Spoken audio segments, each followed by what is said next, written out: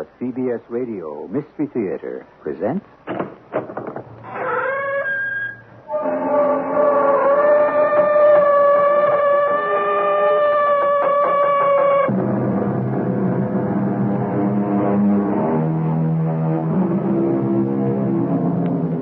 Come in. Welcome. I'm E.G. Marshall. 2,000 years before Christ, Antef, the Egyptian king of the 11th dynasty, had this inscribed upon his tomb: "There is none who comes back from the dead, that he may tell their state, that he may tell their needs. It is not given to man to take his property with him, nor is there one who departs who ever comes back again." Today, almost 4,000 years later, we have reason to believe this is not so. People do come back from the dead. Rebecca, what does the ghost look like? He's about 6 feet tall, has a beard, green pants, olive green, and he holds in his hand a long knife.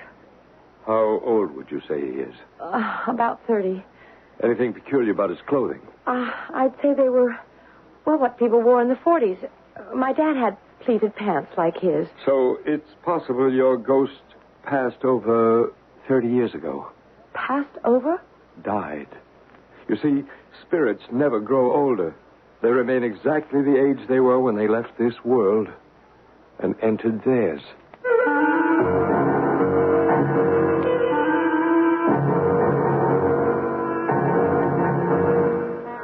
Our mystery drama, The Ghost with a Knife, based on a psychic case history reported by Bryce Bond, was dramatized especially for the Mystery Theater by James Agate Jr. and stars Arnold Moss and Patricia Elliott. It is sponsored in part by Buick Motor Division and Contact, the 12-hour cold capsule. I'll be back shortly with Act One.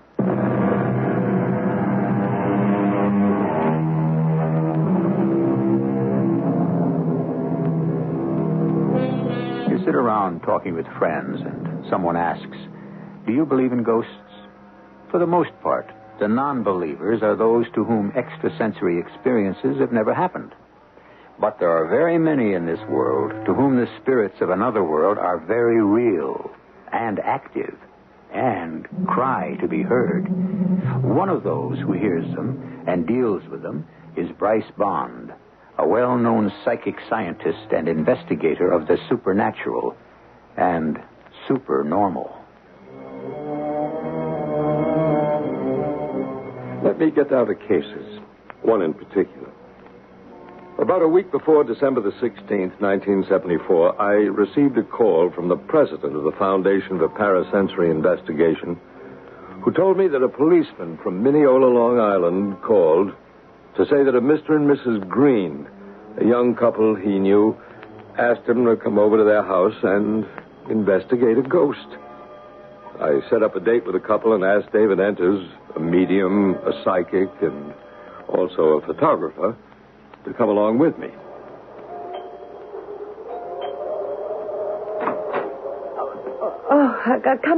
Come in. You are... Bryce Bond, and this is David Enters. How do you do? You can leave your overcoats here. I'll hang on to my camera, if you don't mind. You're going to take pictures of our ghost, Mr. Enters? If I can. I didn't know one could. This is my husband, Leo. How do you do? Our boy Tommy is upstairs. He's asleep, I hope. I see you've got a camera. I've always thought those pictures of spooks and ghosts were fakes. You know, superimposed shots, that kind of thing. Have you seen this ghost, Mr. Green? I most certainly have. Well, then perhaps so can my camera. I use infrared film. Wherever heat is generated in outline or even in considerable detail, it will register on the film. Oh, I had no idea. May we start? Mr. Green, Mrs. Green, I'll begin by asking you your first names. Rebecca. Rebecca. And your husband is Leo, and your boy is... Tommy. Tommy. Well, now, I'm Bryce, and this is David. If we're to help you, we should all try to be as relaxed and informal and friendly as we can. Now, this apparition you experience, we want you to regard him or her... It's a man. Well, he's to be regarded as a friend. We don't want to antagonize or frighten him. We're the ones who are being frightened. He isn't really a very friendly spirit. He looks horrible. Rebecca, can you tell us when you first saw him? Yes. When I first... It all started Becky, may I? My wife is really very upset about this. You see, she's home most of the time, and I'm at work. So she's been under a much greater strain. I think I can be calmer. There it is. Those are the footsteps. We've sort of become used to our ghost walking up from the cellar. He's been doing that for months now. Leo, I can tell them. Tommy was the first to see the ghost. Tommy, my son. He came down one morning. He's only 4. And he said, Mommy, who's that man in my room? He said, I woke up in the middle of the night, and he was standing there. We didn't know what to make of it at first. I said to Becky, I think Tommy's having a nightmare. But it kept happening, night after night. That's him, coming up the cellar stairs. Then he opens the cellar door. He's doing it now, in the kitchen. Well, maybe he's showing off because you've got guests. Oh, no, he does that every evening. But most of the time you don't see him. He doesn't, what do you call it? Materialize. No, he doesn't. He just walks around invisible. And I don't like the idea of leaving my wife and son in a house with a strange guy. He's 6 foot tall. Will you excuse me? I'd like to go into the kitchen and have a look down those cellar stairs. I'll be right back. So he goes up and down the cellar stairs. That's right. Through the cellar, into the boiler room. Always follows a pattern. I think he's trying to attract our attention to something. We get the feeling he wants us to follow him down there. And do you follow him? Yes, we have many times, but there isn't anything special down there, so it doesn't make any sense. Cellar door was open. Went down a couple of steps, but I couldn't see a thing. Took some shots, but I don't have much hope. Well, there's nothing down there but the usual stuff people have in their basements. And the oil burner. Actually, 2 oil burners. We put in a new one last spring and just left the old, useless, rusty one where it was. Leo, how long have you lived here? Since right after last Christmas. Almost a year. It was December 29th, last year. The house was built in 1929, so the old oil burner didn't owe us anything. Anyway, all this started this past October. For weeks, we only heard noises, and then, as I told you, Tommy started to see the ghost in his room at night, and about a month ago, November, so did we. Well, I'm sorry we didn't know about this manifestation sooner. So am I. But Becky and I, we didn't know what to do. You know, people kid you. And remember Joe Forster, our friendly patrolman. Mm-hmm. What made you decide to tell a policeman? It's one thing just to hear noises. It's another thing to see a man 6 feet tall.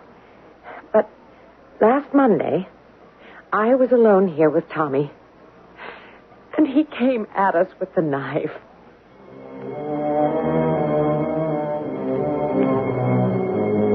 I've done many years of investigative work into the parasensory, but this was the first time I'd heard of a supernatural entity holding a knife.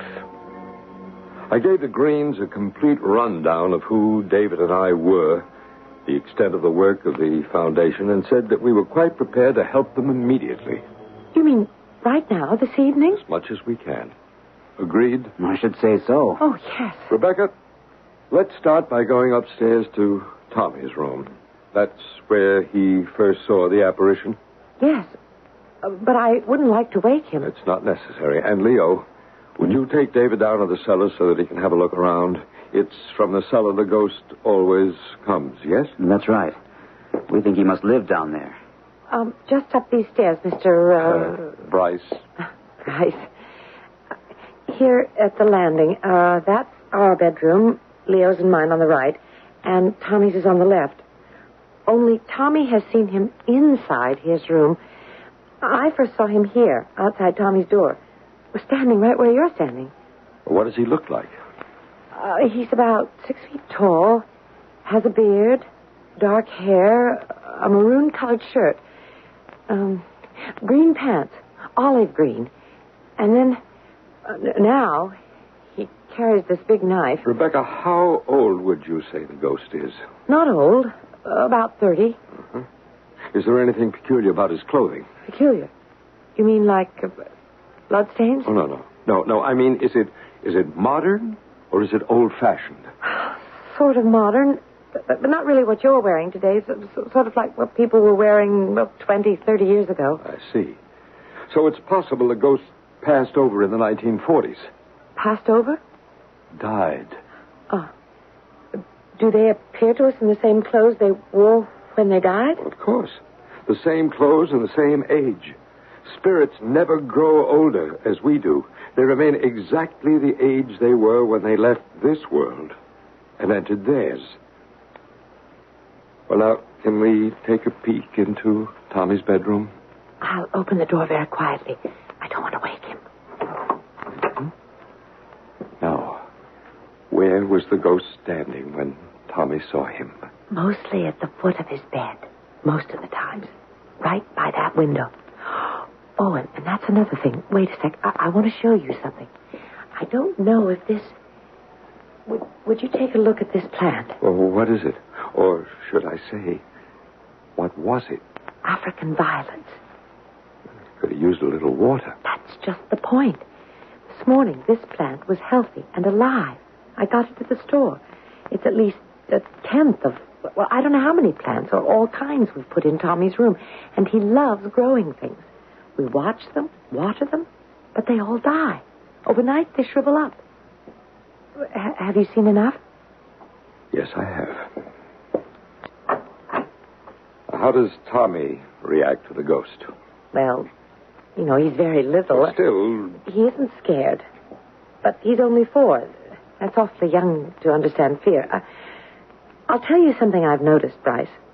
Whenever I go into Tommy's room, I feel good there. Can you explain that a little better? Well, in the rest of the house, I feel uneasy, almost like alarmed. But in Tommy's bedroom, it's really more peaceful. I've had the funny idea that maybe the ghost is protecting my baby, and that's why it feels good in there. Oh, there you are. Well, we explored the cellar. How's everything upstairs, Bryce? It's very interesting, David. As I said before, this ghost follows a pattern. No question about that. You saw nothing in the basement. Nothing visible, but I think, Bryce, we should consider that the old oil burner may have something to do with the ghost. Yeah, that had occurred to me, too, David. But what? Well, a number of possibilities, Leo. Somebody may be buried under the concrete. In our cellar? Buried? How horrible. There's no point speculating how this wandering spirit died. Our job is to try to discover why he's here. I find it warm in here. It would give us a better working atmosphere if you could please lower the heat. Just turn it down a couple of degrees. Oh, Leo, we forgot to tell them. Yes, we did. You see, Bryce, he turns up the heat. He? You mean... Yes, we forgot to tell you about that. We're no different from anybody else. We've been trying to conserve heat every night. We push the thermostat down to about 60, 65. Did either of you turn the thermostat down tonight? Yes, I did. I remember distinctly doing it, but just before you two arrived. Now, come have a look at the thermostat. 90. Look at that. Oh, let me get a shot. Yep, 90 degrees. That's what he usually pushes it up to. We've gotten up in the middle of the night, roasting. Come down, 90 degrees. We haven't been able to figure out what he's trying to do to us. Leo, move to one side, please, so I can focus. Yeah, sorry. At least now we know he's come up from the cellar and was right here at this spot, this evening. Before, when I heard him walking back down the cellar stairs, I was afraid he'd left us. When strangers enter a house, generally a spirit will not manifest itself unless you make a real effort to be friendly. Bryce, can I say something? About the way I feel. Well, by all means. I have a funny... No, it's not funny. It's really a very strange sense of dread. I never felt it quite so strong. Becky, what is it? Oh, don't you feel it? Don't you feel anything? You mean that cold wave of air? Oh, sure, I feel it.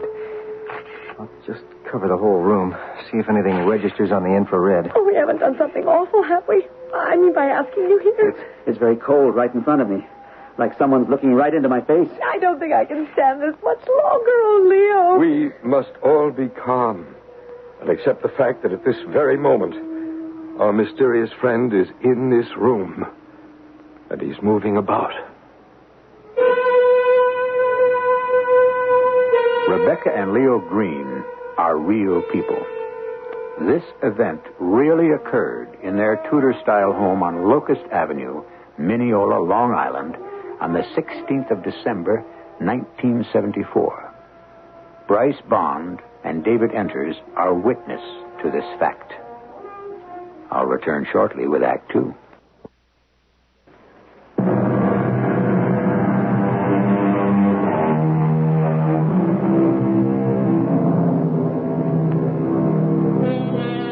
The lives of a young suburban couple and their 2-year-old son are suddenly turned topsy-turvy when their home is invaded by an apparition who appears to live in their cellar and wanders about their house day and night.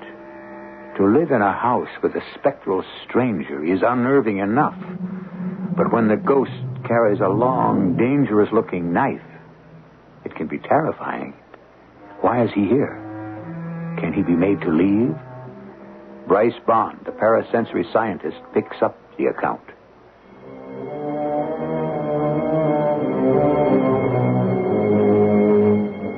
We sat in the Greens' living room, aware of the rustle of cold air moving around us. The vibrations I picked up made it quite clear that the ghost was in that room at that very moment. Will you folks excuse me a moment? I'm going to have to reload my camera, and I've got my film in my coat. I'd like to turn the lights down a little more. Must we? I suppose I just turn out the overhead lights and leave this one next to the sofa. What about the candles on the mantelpiece? Oh, no. Leave those burning. That's all right. I'm almost afraid to look at the candles. I know that when the flames move, he's there. Rebecca, what was the last time you actually saw him? Last night. You had a good close look at him, hmm? How far away was he? He was standing right there by the mantelpiece. Leo had gone to bed. I was emptying the ashtrays over here. Mm-hmm. Now, when you saw the apparition last night, did he appear just as physical as I do now? Or did you see through him? He was as clear as you are. In fact, it's crazy, but I'd rather really see him than have him be invisible. And when he went, he didn't fade away, or did he? I don't know. I went into the kitchen with the ashtray and dumped it in the garbage, and when I came back into the living room, he was gone. Did he have a knife in his hand last night, Rebecca? I don't know. It's just getting too much. I told you, Leo, we've got to move. I don't want to stay in this house any longer. I don't. Oh, honey. I don't. Come on, that's no way to talk. I think if you can hold on to yourselves for a little bit longer, we may be able to get the ghost to move. There's another side to this. It may not all be as heavy as you think. A lot of apparitions love to play tricks. In the fall, we were having trouble with the new oil burner, and I was on the phone with the oil burner man, and he said, would I go down and look at some gauge or something? I went down the cellar steps, and I fell. It was exactly as if somebody had tripped me. And then it happened again, another time. Well, that's funny. I didn't notice any loose steps when I was down there earlier. Did you, Leo? I haven't been down to the cellar tonight.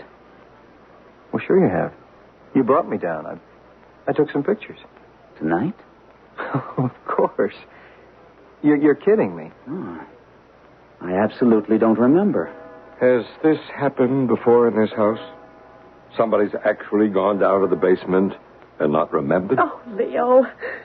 I went upstairs to Tommy's room with Bryce, and you took David into the cellar. I did? You don't remember? No, I don't. I did not go down to the cellar tonight. Oh, good Lord. Rebecca and Leo were working themselves up into quite a state, getting increasingly agitated. I knew the vibrations they were creating were negative and would make it almost impossible to communicate with a haunting spirit. I don't know if it's your imagination or mine. This happens to us every single night. Becky and I accusing each other of too much imagination. We even stopped having coffee with our dinner. Rebecca, how good is your imagination? Well, good as anybody else's, I guess. All right. But I'm going to ask you to use it constructively. Now, this is what I want you to do, Rebecca. It's a psychic technique we use if a person is bothered by a poltergeist or an astral form who's tied to the earth, as is your ghost with a knife. Now, I ask the rest of you to remain quite silent. Rebecca, I want you to imagine yourself in a ball of white light. Close your eyes. It won't hurt me. On the contrary, this white light, sometimes we call it the God light, because no evil force can penetrate it. Is the man an evil force? At this point, we don't know. He has a knife. I know that, Rebecca. But holding a knife doesn't necessarily mean he's a man with evil intent. His face. It's not a nice face. But just in case there is danger, superimpose yourself with, or let's say, contain yourself in a globe of white light. A large globe? Do you feel anything? Do you see anything? I have my eyes closed.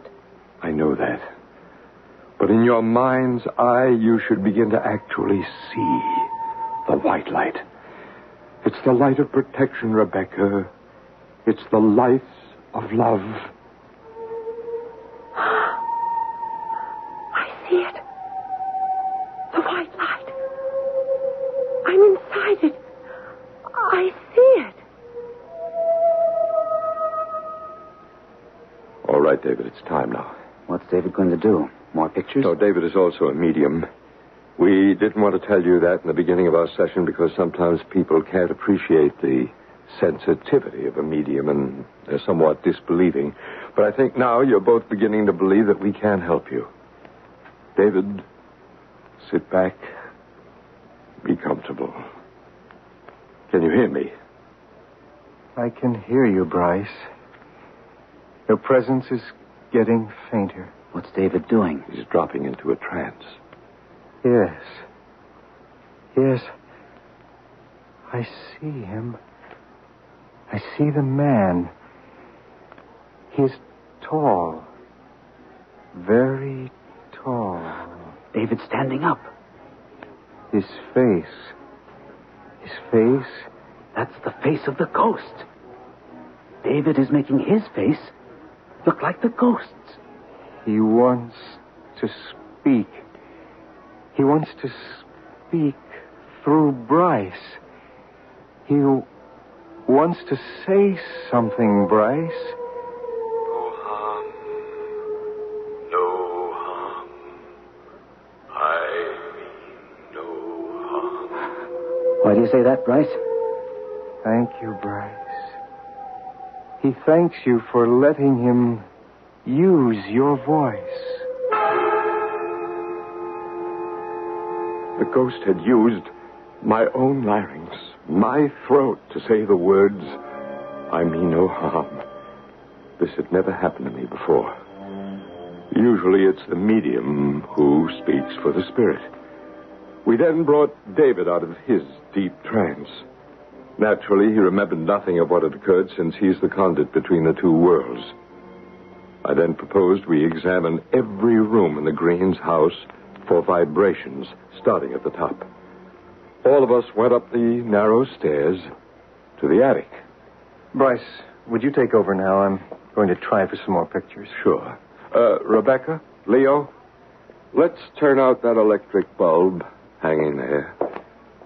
It's better if we're in darkness. Remember, when you can't see the ghost, he also is unable to see you. When his body is visible to you, so is yours to him. Oh, that startled me. It's only a thunder shower. Rain in December? Please, please. Let no one speak. Spectral spirit, we have no thoughts for you but kindness and love. It is time now for you to leave the world of earth and return to your world, where there must be God's work for you to do. Do you hear me, spirits? Speak to us. Make us know why you are tied to this house. You have left behind your loved ones in your world to be here.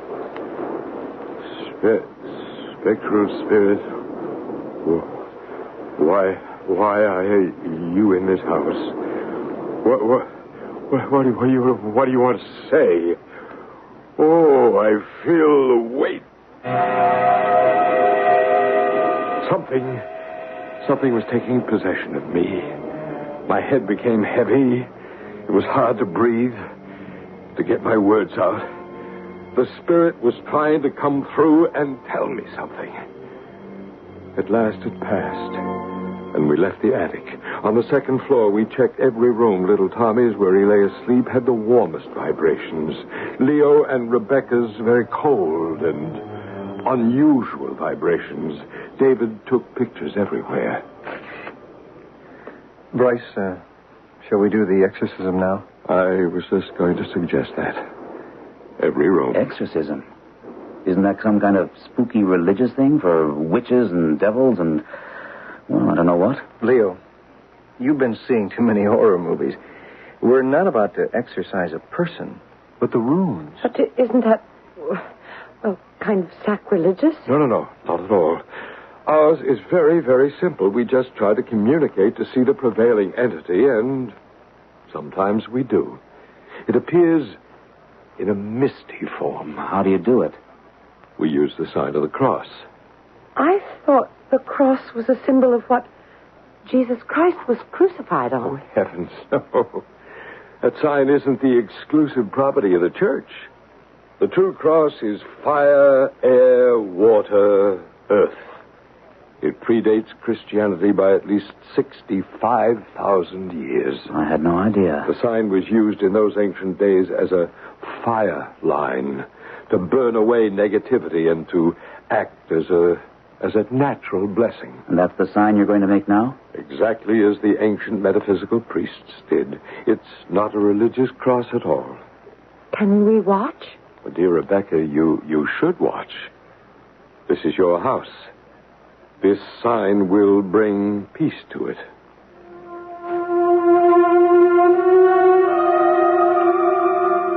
We blessed all the walls of every room with our perfect cross. David and I both making large hand movements up and down and from left to right. What do we do now? I think now, Leo, we've created a safer haven for the ghost, so we'll have another try at communicating with it. Why would you have to keep talking to that thing? That awful ghost with a horrible face and that knife. Why don't you just make him go away? We never did anything to anybody ever. Don't you see, Rebecca? If we can get it to tell us why it haunts you, the whole mystery will be solved. Now it's an it. Before it was a him. Is it real? Is it unreal? A thing or a person? Oh, it's too much for me. Bryce, may I explain? Please do, David. Look, Rebecca, Leo, the spirit world is not a world where there is no life. Those spirits, like the ghost with the knife, they have just as much love and compassion as you and I. And that's why... They have love and compassion and act like he does? I'd say even more love. There's a reason for him being here. There is. I suppose I shouldn't be making such a fuss. Maybe he is just trying to tell us something. Well, that's what I'm hoping, Rebecca. So will you bear with David and with me? And that's 12 o'clock. Let's have another go at it. David? Leo, Rebecca, will you give us a chance? We do know what we're doing. 12 o'clock. Rebecca, I'm going to ask you again to turn out the lights and just leave the candles burning. David doesn't need much light to find his way into the other world.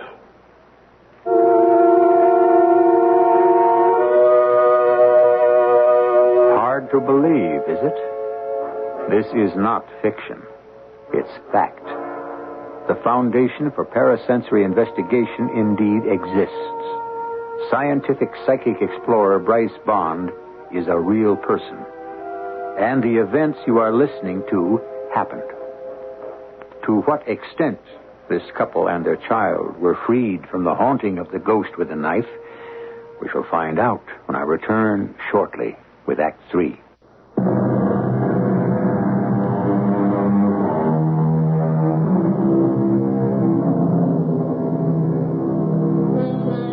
When you enter a new world, you are a stranger until you learn the language. Everything is foreign, unexpected, almost mysterious, until you know the ABCs. So it is also in the world of mathematics, space travel, medicine, and science. So it is in this strange world of psychic phenomena. At last, Rebecca and Leo Green are trying to understand the key to it, as well as the key words to free themselves from this astral visitor. Bryce Bond continues.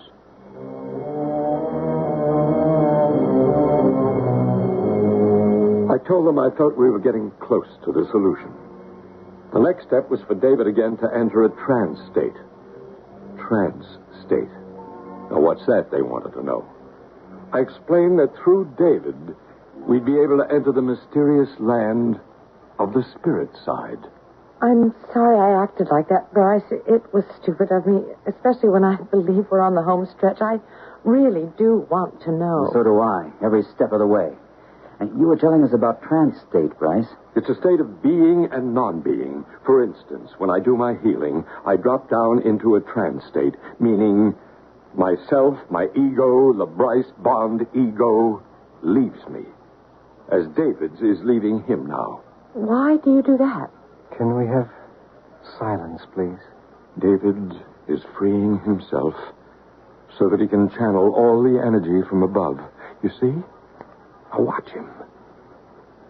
He's shaking his head, and now he's nodding. Do you see? I mean no harm. I mean no harm. Neither do we, sir, let me assure you. We wish you no harm, and we believe you wish us none. No harm. No harm. I want you to listen to me carefully, Spirit. Here on Earth, it is now winter time, December. In a little more than a week, it'll be Christmas. Do you remember Christmas? Christmas. The time of goodwill to men and the time of peace? Christmas. The year is 1974. Understand? 1974. 74. That's right. That is the year it is today. Now, can you tell me when it is you passed away, passed over? I am glad. I'm glad to talk to you. You have opened the gate for me to talk to you. I'm also glad. Do you remember what year it was you passed over? When? You say... Winter or summer? About like this time. Snow and cold outside. Do you remember the year? The year you died. The year. I don't remember the numbers anymore. What do you remember? I can tell you how it was. I was very sick and I couldn't go out. I'd sit up in a chair all dressed and I'd listen to the radio a lot. There were little plays on the radio every day. Soap operas, they called them. I lived a whole year listening. They kept me alive. I didn't want to leave them.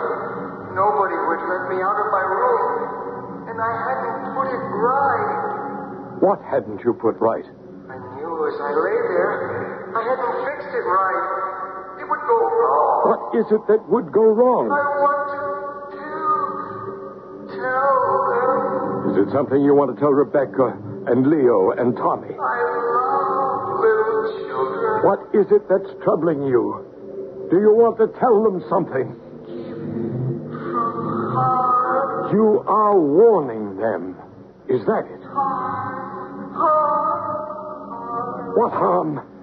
What harm? Yes, try. Rebecca and Leo and Tommy don't know who you are, but they love you. The strength of their love is wishing you to tell them. What harm? Spirit, somewhere here on Earth, you must have left behind some loved ones, and they love you too.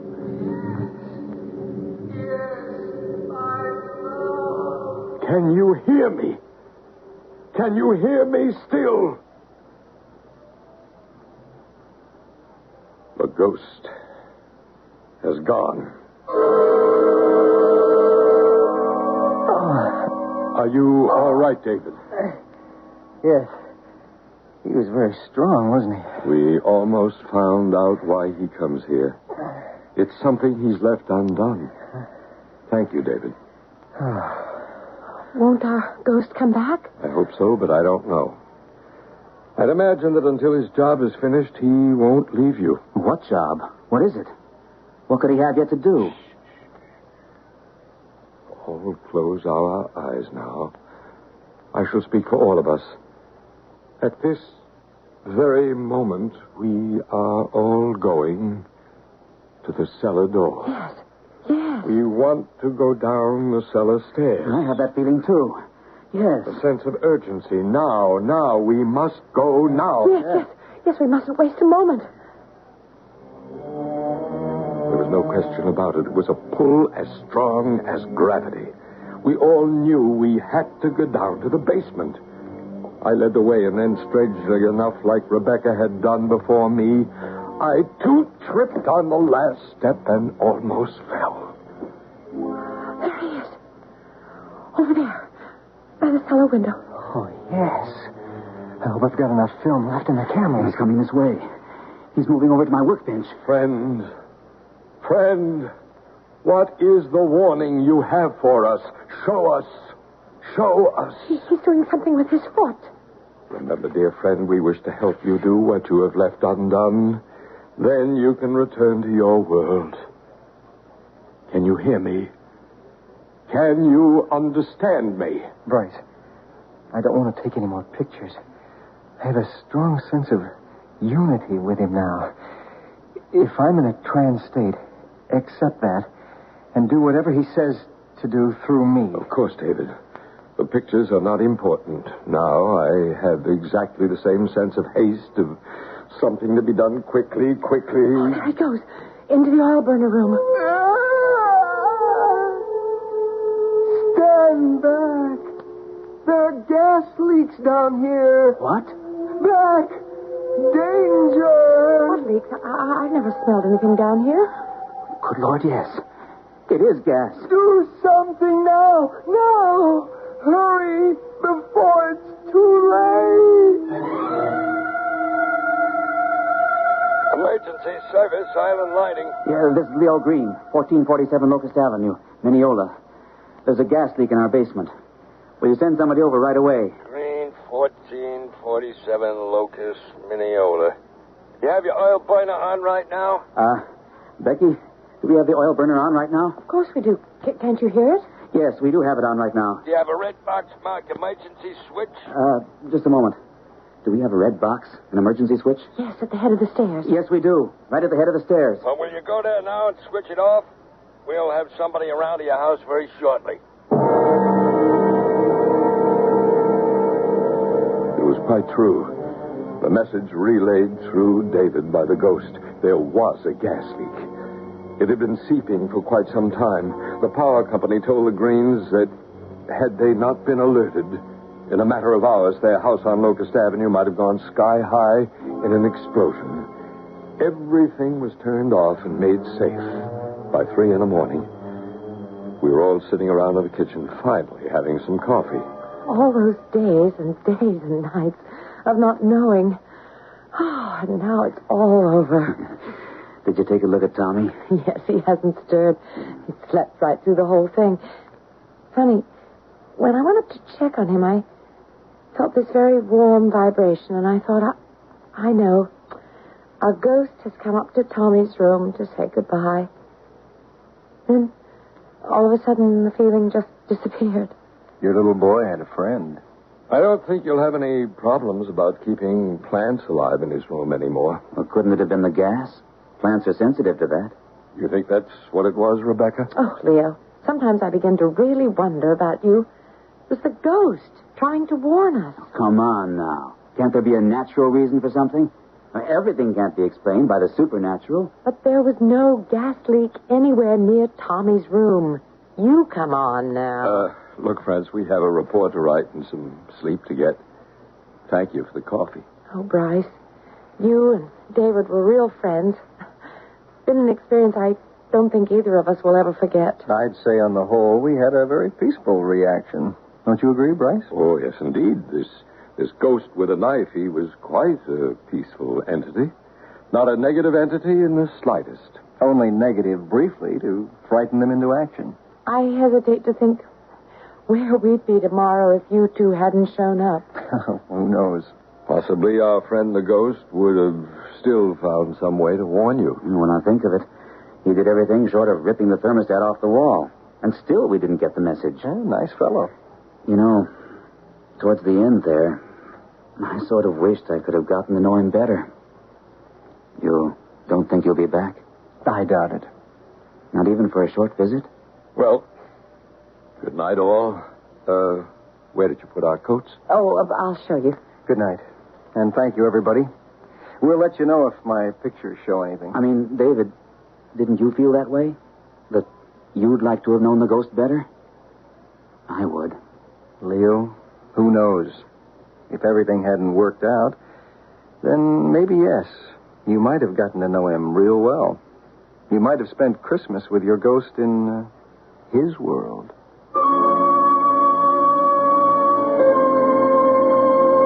Today, at the Greens' house in Long Island, there are no more mysterious footsteps. The thermostat stays where you put it. Plants grow. And on Thursdays, when Rebecca's Bridge Club meets, there are no strange men in the kitchen.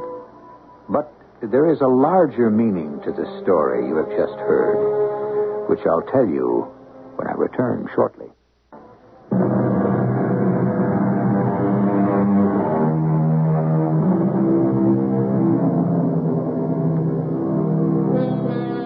You have heard how, step by step, a higher intelligence tried to communicate danger to an average couple living in an average town. You have heard how the parasensory investigators took the steps that freed the astral being so that it could return to its world and get on with its own life. What, in our language, our words, was this being? Was it the mind? Some scientists say so. For the mind of man never dies, only the body. And so it is entirely possible that life can exist on the spirit side. And perhaps one day we shall all find out why and how. Our cast included Arnold Moss, Patricia Elliott, Bob Caliban, and Gordon Gould. The entire production was under the direction of Hyman Brown. And now, a preview of our next tale. What did she say, Sally? What did the buckwheats the dame say? Listen. Charles Frederick would go to these wild, primitive places that were filled with all kinds of, well, we would call them superstitions. Got every word down on tape. Hey, that tape recorder sure does a trick. Did you get the pictures? Oh, sure. Oh, you can't beat that little wristwatch camera. Okay. There's lots of work to do. I'll develop the pictures, and you start listening to the tape. Honey, this could be it. How much do you think is in it? Why, she's supposed to be worth $4 or $5 million. Oh, are we sure? She's a believer. Oh, yeah, I could tell by the way she talks. I checked her out. She goes for the message from the other world stuff. She's a live one. I could sense that. Well, we hooked the fish. Let's bring her in. This is E.G. Marshall inviting you to return to our Mystery Theater for another adventure in the macabre. Until next time, pleasant dreams.